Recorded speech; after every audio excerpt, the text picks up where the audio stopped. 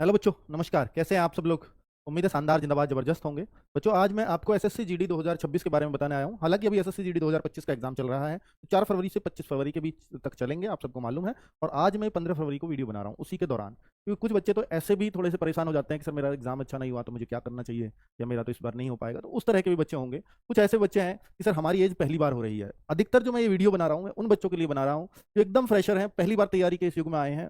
और वो बच्चे किस तरह से उनको अपनी तैयारी को आयाम देने चाहिए, क्योंकि आपको अगले 6-8 महीने कैसे आपको तैयारी करनी है, क्या मन आपको रखना है, किस उद्देश्य से आपको या कितना टारगेट करके आपको रखना है कि आपका इसमें श्योर सिलेक्शन हो। अलग अलग स्टेट से इस वीडियो को बच्चे देखेंगे तो हर स्टेट्स का इसमें अलग अलग रोल होता है। तो मान लीजिए यूपी में अगर हाई कट ऑफ, हरियाणा में अगर हाई कट ऑफ जाएगी, राजस्थान में हाई कट ऑफ जाएगी, तो वहीं पर थोड़ी कम कट ऑफ बिहार की जाएगी, एमपी की जाएगी, उत्तराखंड की जाएगी, हिमाचल प्रदेश की जाएगी। और थोड़ी कम कट ऑफ पे आऊँगा, महाराष्ट्र, वेस्ट बंगाल, उड़ीसा, गुजरात पे जाएंगे।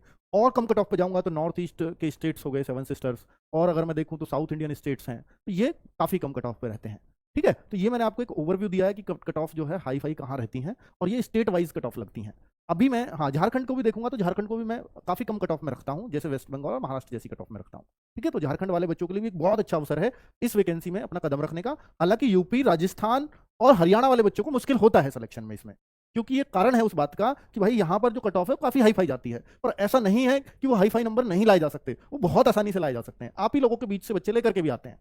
ठीक है, अब इसके बारे में आज जिसको वीडियो बनाने जा रहा हूं तो थोड़ा सा उसके बारे में बताऊंगा कि भाई देखो, अगर आप फ्रेशर स्टूडेंट हैं या आप फेलियर स्टूडेंट और आप अपने आप को ये देखना चाह रहे हैं कि मुझे एक बार लास्ट अटेम्प्ट बहुत मन से एसएससी जीडी 2026 देना है, तो मैं उसके बारे में आपको ये जानकारी देने आया हूं कि आप कैसे अपने आप को अभी से प्रिपेयर कर सकते हो। तो बच्चों, इसमें अगर मैं बोलूं कि भाई देखो, फॉर्म आपको मालूम है कि ये वैकेंसी ऐसे 26 या 26 ही बोलेंगे इसको, 25-26 भी नहीं बोला जाता। कैलेंडर ये 25-26 का है। एसएससी के कैलेंडर से डेट लेके आया हूं कि इसको, इस वैकेंसी का नाम होता है कांस्टेबल जीडी इन CAPF, central armed police force. इसमें लिखा हुआ है एनआईए, एसएसएफ और असम एनआईए हो गया, एसएसएफ हो गया, और राइफलमैन यानी असम राइफल जीडी को बोलते हैं ये। और ये सेंट्रल आर्म्ड फोर्सेज में सीआईएसएफ, बीएसएफ, सीआरपीएफ, एसएसबी, ये 4 आती हैं। आईटीबीपी भी इसमें आती है। वही जैसे डेट ऑफ एडवर्टाइजमेंट है 11 नवंबर 2025 को फॉर्म आएंगे, पहले से डेट फिक्स है। और 15 दिसंबर इस फॉर्म की लास्ट डेट होगी। और आपका जो एग्जाम होगा वो मार्च अप्रैल में होगा अगली बार। इस बार फरवरी मार्च में हो रहा है, अगली बार 1 साल बाद सही होगा, मार्च अप्रैल में। सही, एक और बात बता दूं कि जैसे बच्चों ये भर्ती आती है ना, कि मान लीजिए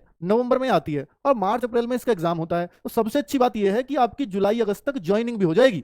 यानी अगर आप देखो तो टोटल ज्वाइनिंग में 8 से 9 महीने पूरे प्रोसेस में लगते हैं। अब जितनी फास्ट तरीके से चलते हैं, 8 से 9 मंथ्स में सिलेक्शन करके ये आपको भेज देते हैं।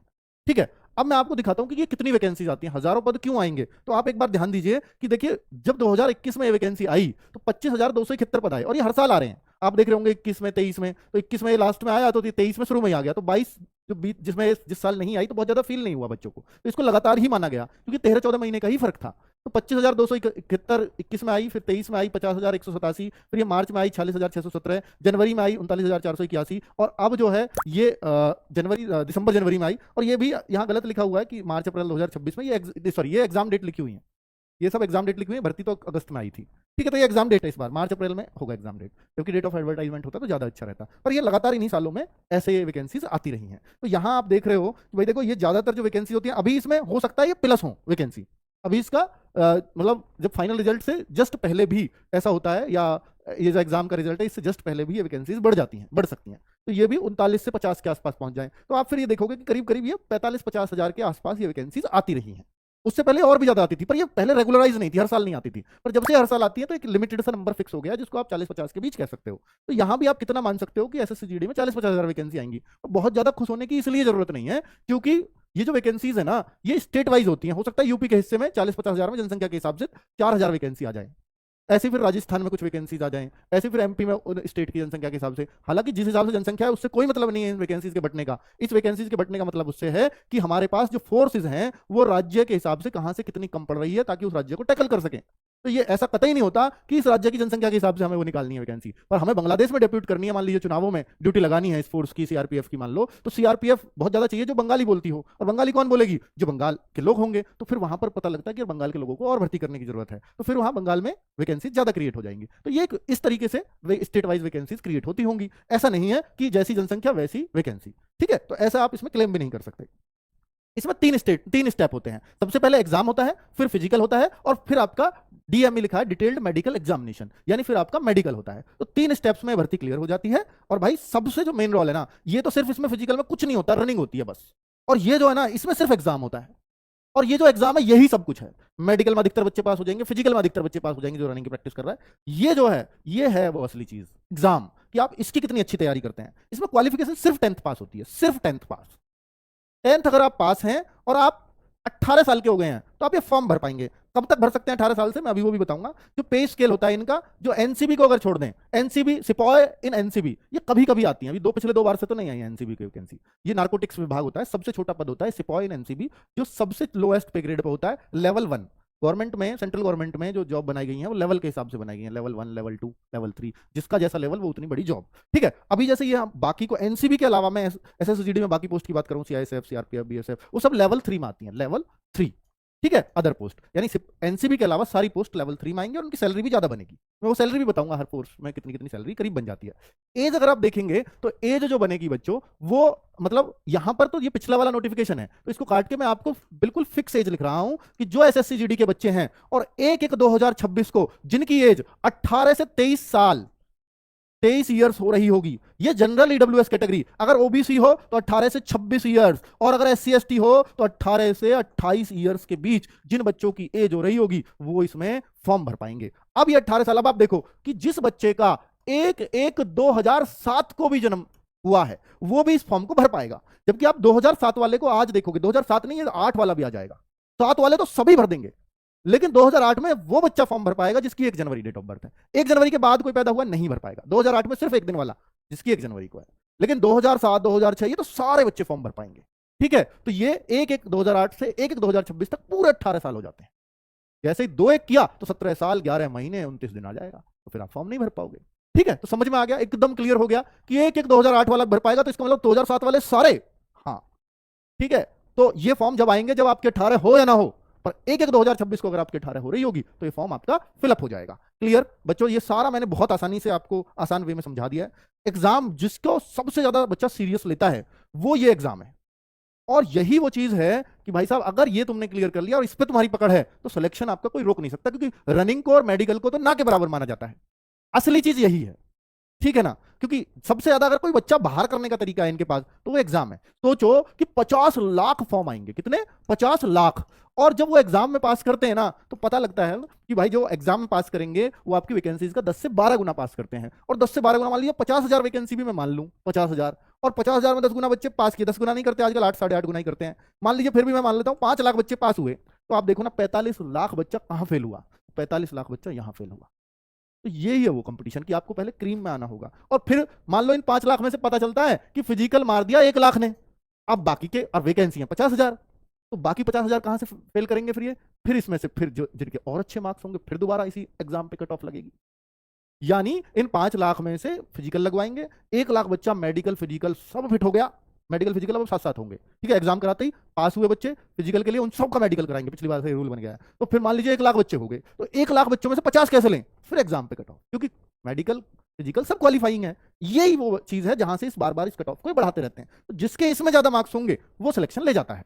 और भाई यही वो तय करता है कि आपको सीआईएसएफ मिलेगी, बीएसएफ मिलेगी, एसएसएफ मिलेगी। मैं वो सारी पोस्ट भी अभी बता रहा हूं। देखिए, इसमें रीजनिंग के 20 क्वेश्चन आते हैं, जीएस के 20 क्वेश्चन आते हैं, मैथमेटिक्स के 20 क्वेश्चन आते हैं, और इंग्लिश हिंदी में से कोई एक सब्जेक्ट आपको चुनना होता है। हम बच्चों को हिंदी रिकमेंड करते हैं, और वो 20 क्वेश्चन आते हैं। तो यहाँ 40 नंबर के, यानी एक क्वेश्चन 2 नंबर का होता है। तो कुल मिलाकर के 160 में से मेरिट बनती है। 160 में से किसके ज्यादा मार्क्स होंगे।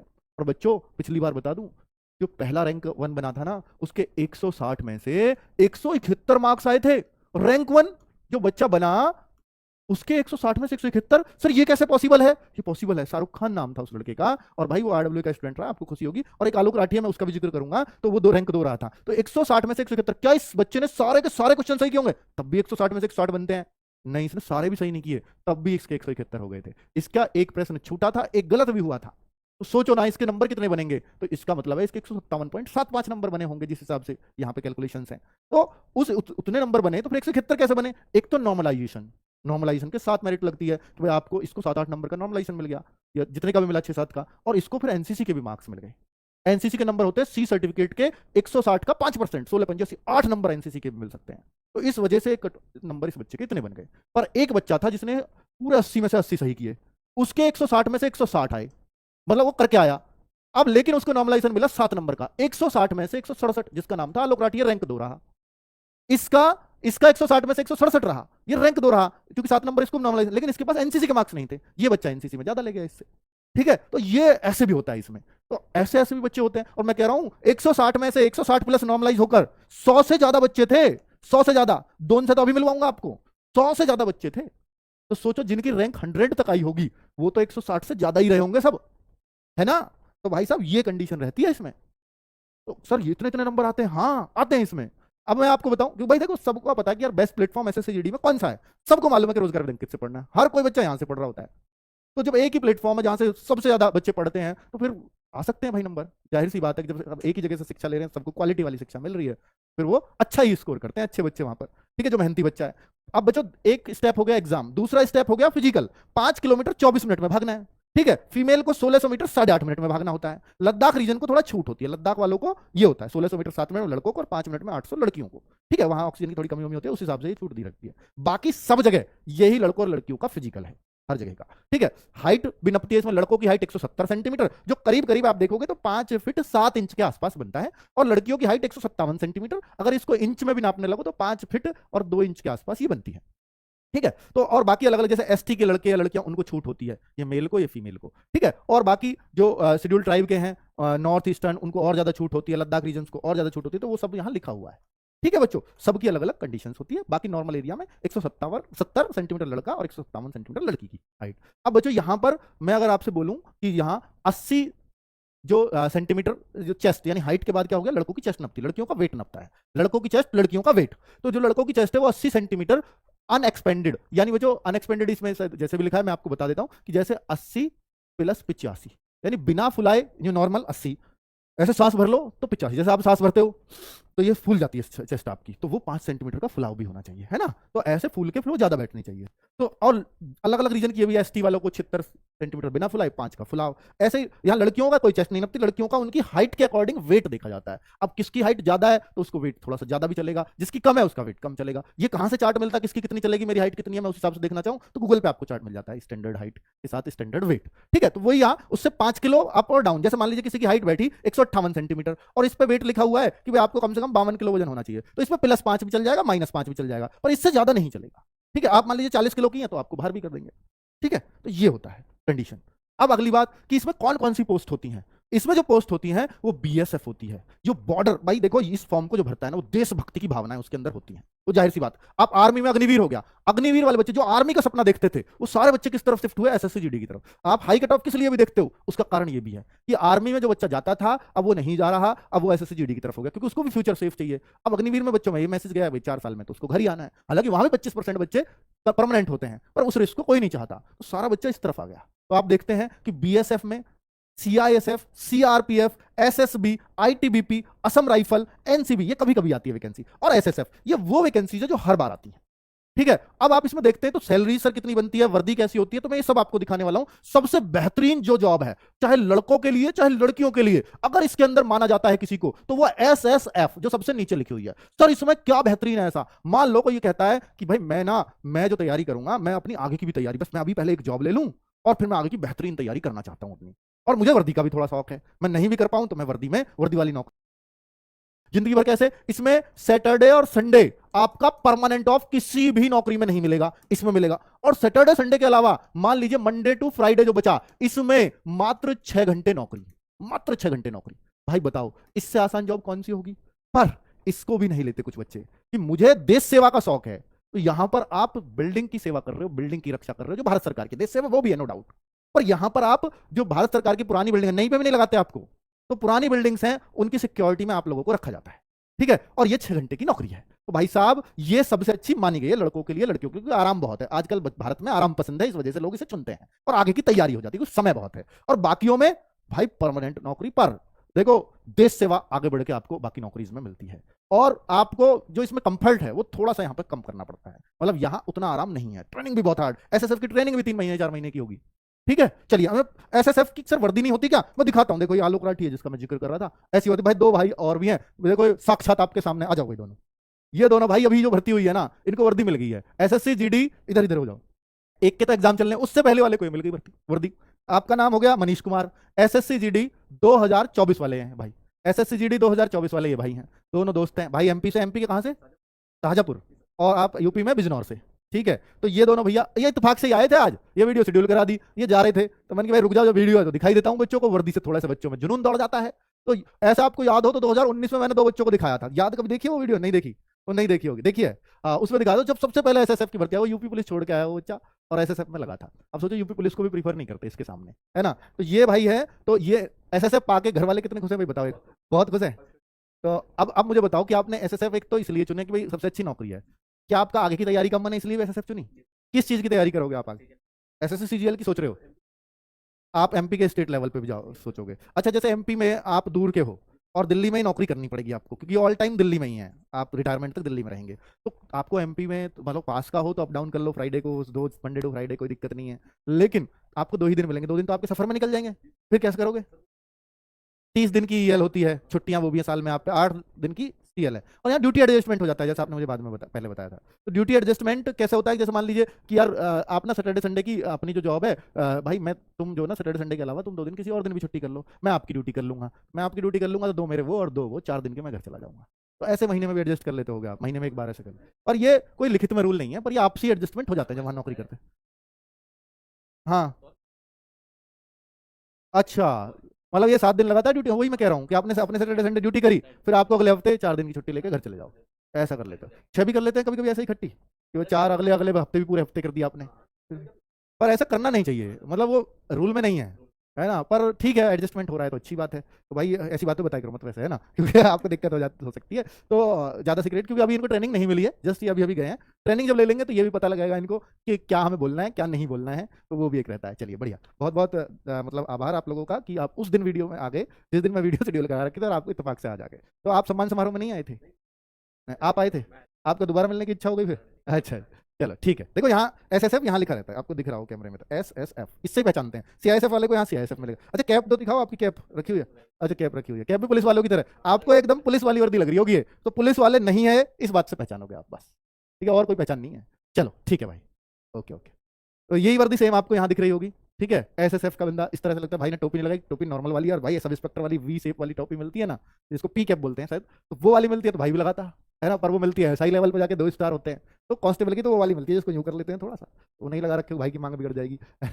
चलो, तो 52,991 और 49,503 कटपिट के ये सैलरी मिल जाती है। एक की मैंने वीडियो बनाई थी एक सैलरी स्लिप को लेकर के, तो करीब करीब इतनी बन रही थी, तो वहां से आइडिया है, तो इतनी करीब सैलरी बन जाती है इन हैंड। आप देखते हैं ये है सीआरपीएफ, तो इसकी सैलरी भी 52,000 मान लीजिए टोटल बनती है ग्रॉस, और कट पिट के 45,000, क्योंकि देखो उन लोगों का एसएसएफ में जो होता है कि वो अपना रेजिडेंस खुद करना है, यहाँ रेजिडेंस भी आपको गवर्नमेंट की तरफ से मिल रहा होगा, तो इस वजह से काफी बार ऐसा होता है कि उनकी सैलरी में इतना डिफरेंस देखने को मिलता है।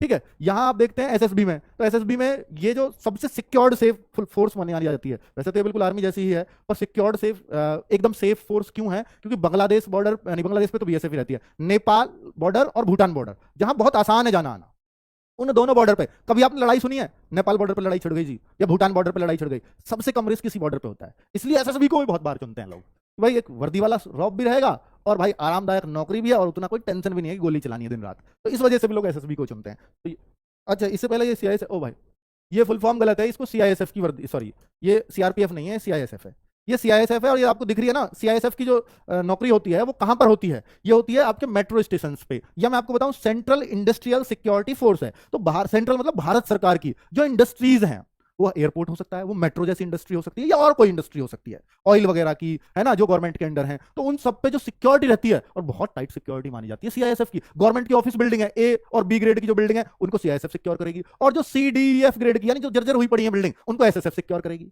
तो वहां भी सीआईएसएफ चाहिए दिल्ली के अंदर, ठीक है। तो दिल्ली में ज्यादातर ऐसे ऑफिस, बड़े शहरों में है इंडस्ट्री, तो उनमें ही इनकी ड्यूटी रहती है। समझ में आ गई आपको बात कि सीआईएसएफ कहां लगती है? ठीक है, ये आपने दिख रहे हो, ये वर्दी एसएसबी की है, ये आप वर्दी देखते हो, ये है आपकी सीआरपीएफ की वर्दी, ये है सीआरपीएफ, ठीक है। और ये 45,000 प्लस इनकी भी सैलरी रहती है, ठीक है भाई। और वर्दी देखो, अगर आप देखो कि जैसे इंटरनल घुसपैठिए से लड़ेगा कौन? इंटरनल। एक होता है बॉर्डर सिक्योरिटी, वो बीएसएफ है, पाकिस्तान बांग्लादेश बॉर्डर पे बीएसएफ। लेकिन अंदर भी तो घुसपैठिए होते हैं, अंदर भी तो जैसे आप सुनते हो कि वो माओवादी है ना, या और नक्सली सुनते होगे, उनसे कौन भिड़ता है? उनसे यही लोग भिड़ते हैं। कौन? सीआरपीएफ के। किसी राज्य में अंदर दंगे हो गए, कौन संभालेगा उनको आर्मी से पहले? सीआरपीएफ। ठीक है, तो ये सेंट्रल रिजर्व पुलिस फोर्स है। जब किसी राज्य पे अपनी पुलिस कम पड़ जाती है, जो काम पुलिस का है उसी को ये एडिशनल फोर्स भेज के, क्योंकि देश की भी तो जिम्मेदारी है, राज्य में कुछ गड़बड़ हो गई तो देश की भी तो जिम्मेदारी है कि वो वहां उनको संभाले हालात को, तो उनका ऑर्डर कौन मानेगा देश का? सीआरपीएफ, गृह मंत्रालय सीधा वहां भेज देता है। ठीक है, संभालो सिचुएशंस को। लेकिन इनसे भी अगर नहीं संभलता फिर आती है आर्मी।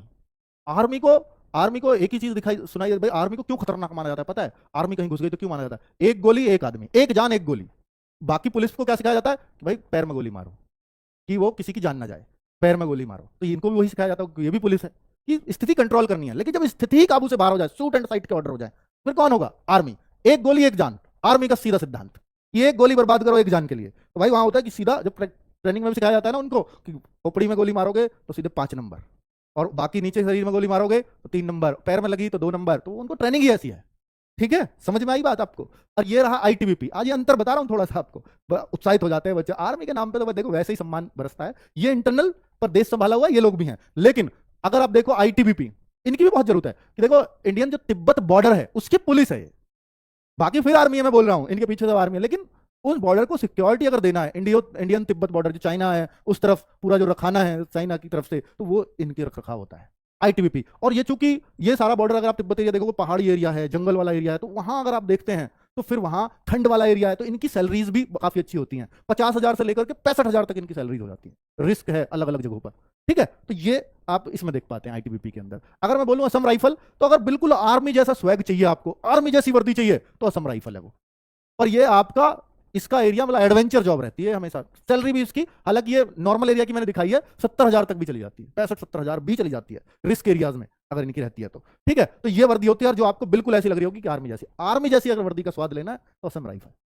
ठीक है, तो आपको एकदम चीजें समझ में आ रही होंगी कि मुझे क्या चूज करना है क्या नहीं। ये है बीएसएफ, पाकिस्तान बॉर्डर आपको दिख रहा होगा, फेंसिंग बिल्कुल बॉर्डर पे जो आगे होते हैं एकदम, आर्मी से भी आगे, वो बीएसएफ होती है। सही से आमना सामना होता है तो वो बीएसएफ का होता है। उसके बाद फिर आर्मी को बुलाया जाता है।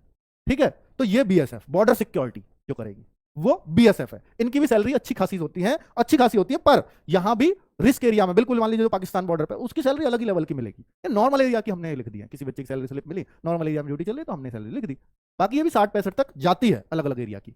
ये है एनसीबी, जो कभी कभी आती है एसएससी के अंदर। इसमें वर्दी नहीं होती, इसमें बस एक ऐसी जैकेट मिल जाए, कई बार उस पर एनसीबी लिखा रहेगा। अगर जैकेट पहन ली, जैकेट नहीं है तो आप नॉर्मली आप अपने ऑफिसर्स के साथ, जो ड्रग्स का कारोबार है उनके हेल्पर के रूप में आप जा रहे हो अपने ऑफिसर्स के साथ। ठीक है, उनको असिस्ट करने। ठीक है, वो अगर ऑफिसर कहेंगे तो चाटा मार, तो आप चाटा मारोगे, नहीं कहेंगे तो नहीं मारोगे। तो यहाँ हथियार वगैरह नहीं रहता आपके पास।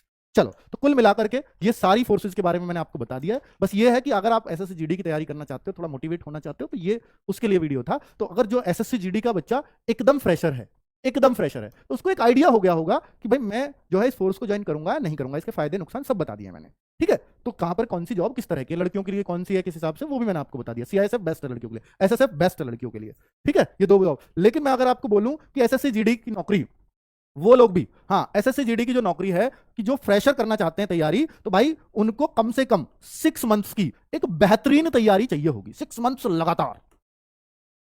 ये फ्रेशर के लिए है, ये फ्रेशर के लिए है। फ्रेशर भी उस लाइन में आ सकता है कि मैं 160 में से 160 कर पाऊं, पर 3 महीने आप एक बार सिलेबस कंप्लीट करो, जिसमें 3 महीने लगेंगे, बहुत अच्छे से कर लो कंप्लीट, और 3 महीने आप प्रैक्टिस करो, सिर्फ प्रैक्टिस।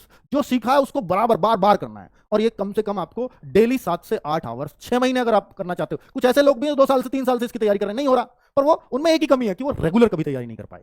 कोई डिस्टर्बेंस आ गया, कभी कोई और भर्ती आ गई उसने डिस्ट्रैक्ट कर दिया, कभी कुछ आ गया उसने डिस्ट्रैक्ट कर दिया। मैं कह रहा हूं ये उन एरिया के लिए बता रहा हूं जो यूपी से, राजस्थान से, जिनकी हाई कट ऑफ जाती है। 7 से 8 घंटे अगर आप 6 मंथ्स लगातार तैयारी कर देते हो, तो आप ये समझ लीजिए कि 6 महीने में आपके हाथ में एक नौकरी होगी और अपनी पोस्ट होगी चॉइस की जो आप चाहते हैं। ठीक है, वरना तो भाई रैंकर्स को मिलती है। जो बच्चे दिखाए थे ना मैंने अभी ये एसएसएफ में, इन दोनों को, एक की रैंक 47 है, एक की